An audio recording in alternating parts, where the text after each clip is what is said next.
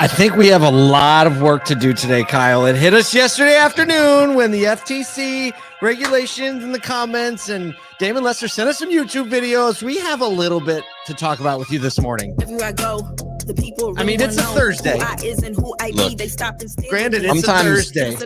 Sometimes on a Thursday, you get that little like breather before the weekend where you got to be really intentional.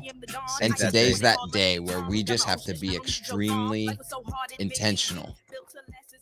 Like I know that things happened yesterday. California went all crazy with, battery things in 2035. And, there was stuff happening across news, but we have to have a heart to heart today with the industry. Yeah. But first, before we have a heart to heart, we're going to get to the heart to heart. And by the way, if we're going to outlaw ICE vehicles by 2035, I want to make statements about 2035 that I'll never be around to be accountable for. That sounds like an awesome job to me. We have a couple milestones. Yes, pull up. We have a couple milestones we hit yesterday.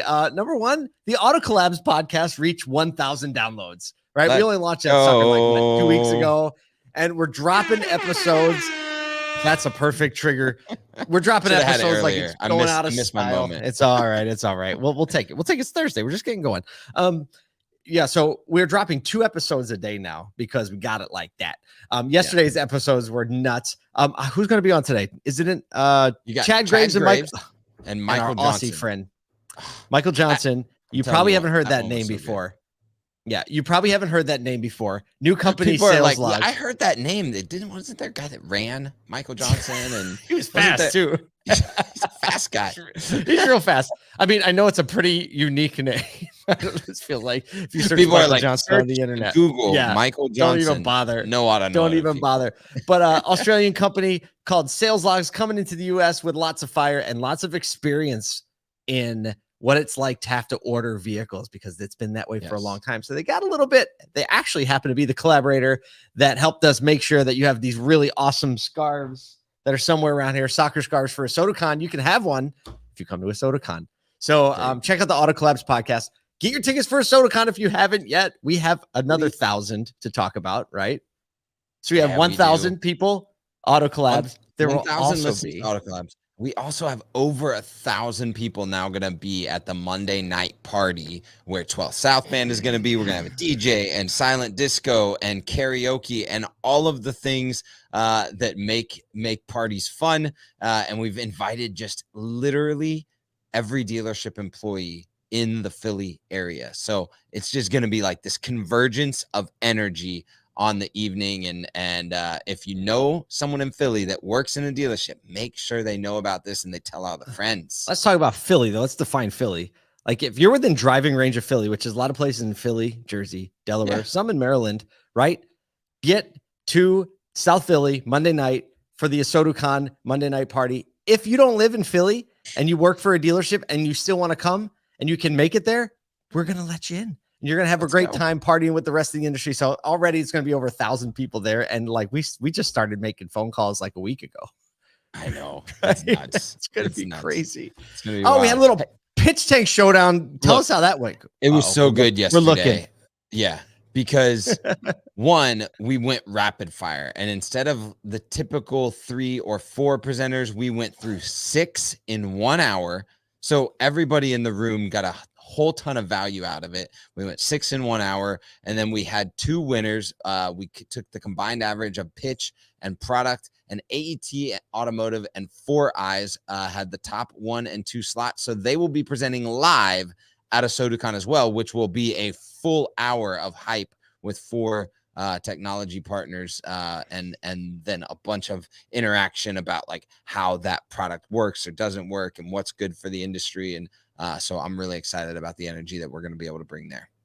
Oh, it's amazing. You know, like everyone always says like pitches are too long or I don't get the information I need. We're trying to solve that with our regular pitch tank show, but we're trying to solve that at ASOTUCon, making a pitch interactive and also surrounding the pitch with other experts in the industry that can ask questions, maybe shoot some holes in some of the thinking, right, to give them a chance to justify why they're doing it. And hopefully through that, everybody learns. So that's the goal. We want the industry partners to be able to communicate more clearly. We want our dealer friends to be able to understand what's the best fit for them fast, not make bad decisions, but make right decisions the first time, because we all need to grow faster. Because I don't know if you've noticed, but the walls are closing in a little bit. Speaking of the walls closing in. Stop. Segue. Time.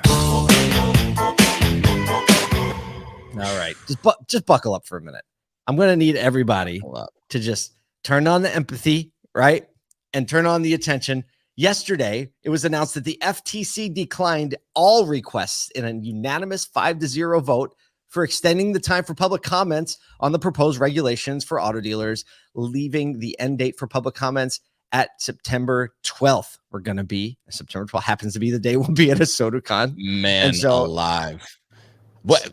One, when you're at ASOTUCon, we're going to throw the QR code up and everybody there. Yeah, we are. That morning. I can tell you that. We're going to come in hot at the end. But no, so essentially what happened is some of the organizing bodies around a franchise dealer network and even independent dealer network, so the NADA, NAMAD, and NIADA requested extensions due to this. The nature, if you haven't read it, there's a very sweeping, broad stroke on a lot of different elements of auto deal. So it's not just, markups or pricing. It dives into communications and technology, and the fact that there were no prior discussions when all of these were announced, and also the amount of data that's going to have to be reviewed, understood, the type of personnel that's going to have to be put in place. They push back and just ask, hey, look, we just need a little bit more time to be able to present the data and the findings that we have from a actual putting this into place, if it's actually going to be something that comes to pass. And so that was kiboshed. Can't do it. All right, we're going to get into some sensitive topics, but so far the NADA's response has been writing a letter to FTC, try to explain the situation. I'm going to read this. It's just about a short paragraph from Mike's CEO, Mike Stanton.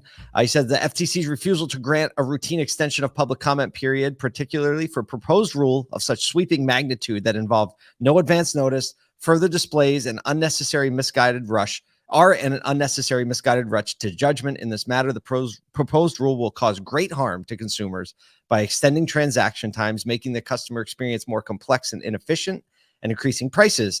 And the NADA again urges the FTC to go back to the drawing board before forcing a series of unstudied and untested mandates lacking evidence that will have such significant negative impacts on customers. So that's the NADA's position. Right. And it's not, none of that position is from the dealer perspective. It's from a consumer perspective. And it's absolutely true. Just having worked in a dealership and knowing some of the regulations that are going to be put in place here, the amount of task work or the amount of due diligence that's going to have to happen, both outside and inside a transaction, is pretty staggering from a time perspective, and not something that any dealer is set up to do. And that's going to put it's going to further negatively impact the customer experience, which is what they're trying to solve with regulation. It's crazy. So we have a few things. Yesterday, our friend Damon Lester, ASOTU investor, president of NAMAD, owner of Nissan Abui, right? He's a dealer. He's a president of NAMAD. He's an ASOTU investor. He's in the game. He sent us some YouTube links and we started talking about this. We linked them up in the show notes. And I was actually in the car driving home when the links came through, and I hit play. So I got to watch, or listen to at least, the entire clip.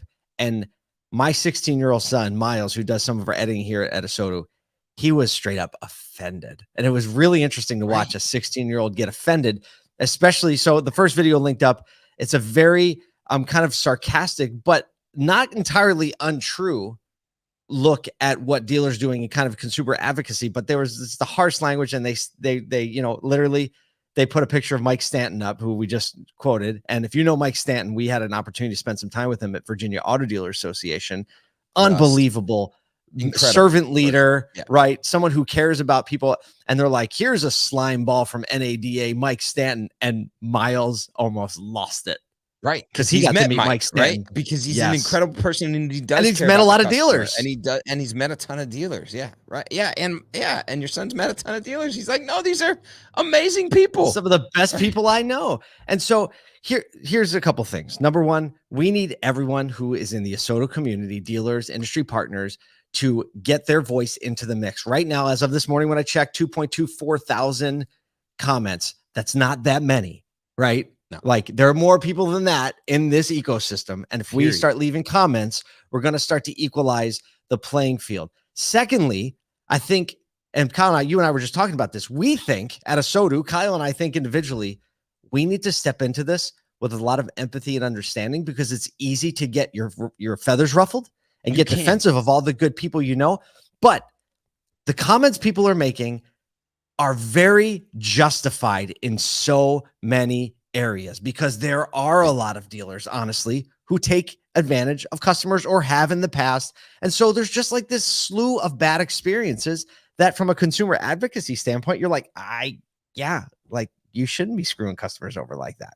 Absolutely. And we know this is a reality. You know, one of the things that we're wanting to do with ASOTU in this community is saying, hey, look, we not just have to change the perception of automotive exteriorly and change the quote unquote brand of automotive. We actually have to shift the culture, because there is a leading culture. There's a more present culture now that says, hey, look, that way of doing business is not the right way, that we treat employees well, that we care for our communities, that we care for customers, that we have good business practices when it comes to transactions. But there are still enough dealers that are presenting in a way that supports the narrative that these YouTube videos. And seriously, there are many times people do not check the show notes. I get it. It's a podcast. You're listening to it. You're watching a live stream. Please go check the show notes. Watch these videos, because it will give you the consumer perspective that you need to take the measured and empathetic approach to your comments, both on the FTC guidelines and even on YouTube videos or social posts across the internet. But remember, measured and empathetic is the only way that people will begin to bring that. Don't be a social justice warrior with your comments in any of these places. So, the way to respond to any of this isn't with equal sarcasm and equal venom. It is not. We have to, as an industry, absorb that, take the knocks, and say, we understand why you feel that way. And here are all the good things we're doing to make sure that never happens to you again. Right. Yes. And that's the story. And that's a narrative. If you spend 10 minutes watching some of these videos, I promise it will move you to action. Yes, it moved us to action. We're not done. This is just like, we have to talk about this morning, because all of us need to solve this problem, because the truth is we can't make our own YouTube video and have it have an equal impact. We just can't. We can't, right? Because just like anything, every bad review, you need 3 to 5 good reviews to wash it out.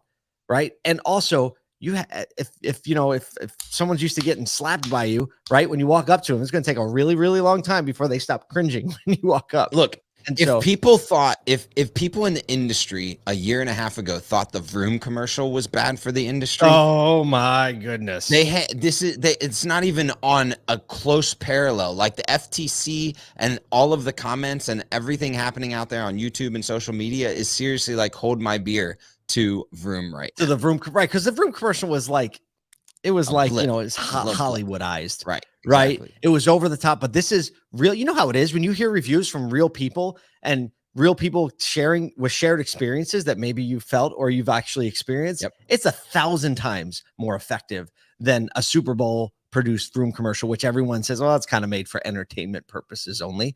And so, and look, and no one talks about the tough things for the dealers. Listen, we can't look for any sympathy because no one's ready to give it to us ever. No. Ever.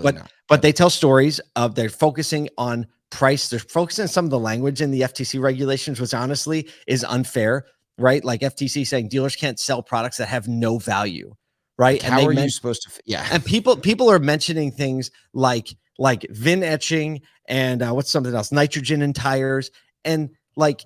But they're looping in like service contracts and gap, and they're looping that stuff in with this. That's the crazy part. Yeah. Now, granted, double gap, if you know the car has gap insurance provided by somebody else and you sell it anyway, knowing that, right? That's not great. right? It's not good. You shouldn't do it. But even things like nitrogen in the tires, like to me, I live in upstate New York. It's cold. I actually think nitrogen in the tires has some value, right? Because it doesn't leak when it gets cold up here. Tires lose air. It doesn't when you have nitrogen, right? I don't know if it's really going to improve fuel mileage as much, saving that one thousandth of a pound in the tire air pressure thing. But either way, the FTC. So all of that to say, we can't get upset about this, like want to push the venom back. We have to take the knocks. We have to listen. We have to understand that there's a lot of bad experiences out there. And we have to show people this is the heart of the actual auto industry. This is the heart of auto dealers. This is the good that dealers do. This is a long commitment. But for now, watch these videos. Go make a comment on the website in the link below. And we're gonna continue this fight. Hit us up with comments if you can think of other ways we can organize around this and really push back in a way that isn't violent, push back in a way that's like an army of service, right? How can we empathetically serve people in the midst of taking these knocks? I think that's a ticket to win. I'm gonna need that shirt. I'm gonna need that army of service shirt real quick. Don't you forget about that. Get your stickers at ASOTU, right? Next sticker order, check. Army of service. I don't know. Just roll into it. Roll into it. Hey, we got some cool data. On EVs. On EVs. How about that? So Electric is a company that talks a lot about EVs, and they've just come out with some data on year-over-year battery electric vehicle transactions. So we thought we'd share some of the top three, the bottom three, and the top growers, just looking at, hey, what is the EV market doing right now this year as compared to year over year? So California, Florida, and Texas are, period, end of story, the top EV markets. Go figure, right? They also have the most people. They also have the most people. For the bottom three, now this is kind of crazy. You go from California of 563,000 registrations to the bottom three of North Dakota, Wyoming, and South Dakota, who average about 400 EV registrations each per state. It's 400 in the whole state. The whole stinking state. You got one person per city got an EV. They probably actually have like 200 in one city and like 100 in like two other cities, and then 0 everywhere else. Everywhere else, yes. Because there's 6 chargers. For the top growth, Oklahoma at 111% growth year over year. So let's talk about the Oklahoma. Let me look at the data number again, because I read the top growth Oklahoma, and the Oklahoma, they went from 0.34% of total EVs to 0.49%. So, I mean, they only went up about a few thousand EVs, but either way, they're catching up. There's a lot of long driving to do in Oklahoma. Yes, there is. Yeah. You see you see North Dakota, Wyoming, South Dakota, Oklahoma, Arkansas, Montana, all of these places where like EV infrastructure is a inhibitor to growth of the EV market. And so it's, obviously like there's some expectations there. There's some cool findings. So if you want to look at a little bit more of what's happening in battery electric vehicle registrations near you, we got that linked up too. But that's all we have time for today. Paul, get them out. That's it. Look, I know we dropped a heavy one on you this morning, but it couldn't be more aligned with what we're trying to do as a community. So lean into the community, pick up, shoulder up, and let's help out together.